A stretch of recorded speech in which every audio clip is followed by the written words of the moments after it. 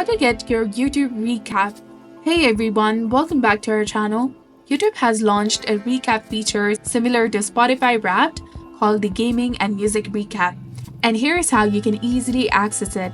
First of all, you have to ensure that the YouTube application is updated to its latest version. Go to the Play Store or the App Store first, and then after a search for YouTube application, if you see the update button right over there instead of open, tap on it to update it to its latest version.